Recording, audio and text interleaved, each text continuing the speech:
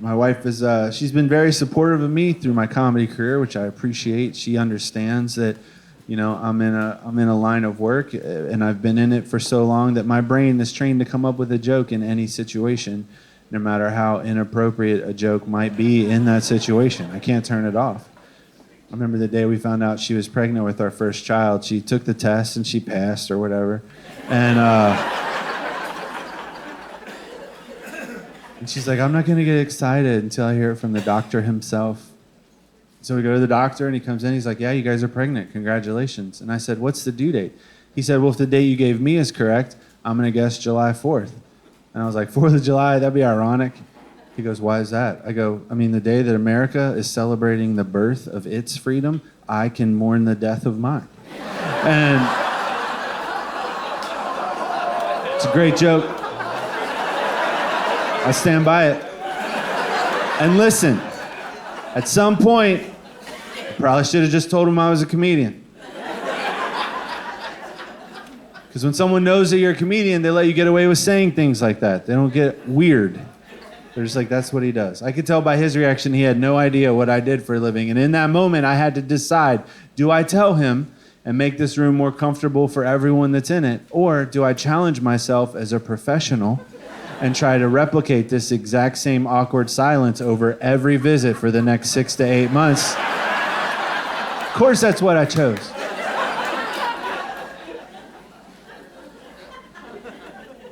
That's back when she still thought I was funny. That goes away. One day I learned a valuable lesson. Just shut up. It's good advice. If I ever meet newlyweds or engaged couples, I always tell the dude, bro, just shut up. You don't know how good this advice is, but it's advice I wish I'd gotten a long time before I had to figure it out on my own. I got terrible advice from my married friends at my reception. And I blame the open bar for that, looking back. I was engaged for 1.5 years. They never said a word. Then there was free Kettle One for 4 hours. Now I got 27 Dr. Phil's popping up every 5 seconds. And my one buddy, I knew it was going to happen. I told her a week out. I said, listen, he's probably going to get pretty drunk at our reception. And my only ask of you is if you see him talking to me or even walking my way, you pull me aside or I'll be stuck with him all night. She's like, don't worry about it. So sure enough, he's wasted. Okay, we all knew he's wasted. He's breakdancing by himself on the middle of the dance floor to the soundtrack from Aladdin during appetizers. We all knew. So he goes into his backspin on Friend Like Me, finishes. We lock eyes. He gets up. He starts stumbling my way. I try to find her. She's leaving the room. I was like, oh boy, here we go. And I've known this dude since we were 3 years old. I've never seen him this drunk. I was like, hey man, you having a good time? Are you serious? This is the best wedding I've ever been to. And let me tell you something. I was laying over there and I was like, I've been married for a minute, What kind of best friend would I be if I didn't give my boy advice about marriage on his wedding night?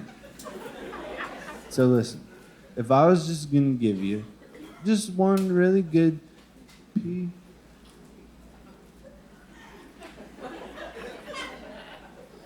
Sorry, sometimes I can feel her walking up behind me.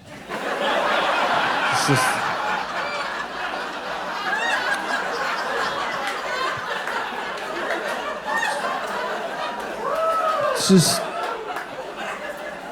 pick your battles.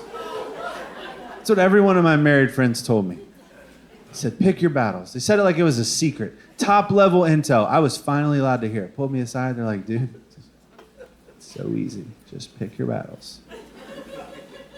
It's terrible advice. What does it mean on paper? It means if I only argue my side every once in a while, I get to win that time. No, you don't. You never get to win. There'll be times you think you've won. She might even say, fine, you win. You have no idea how bad you've lost at this point.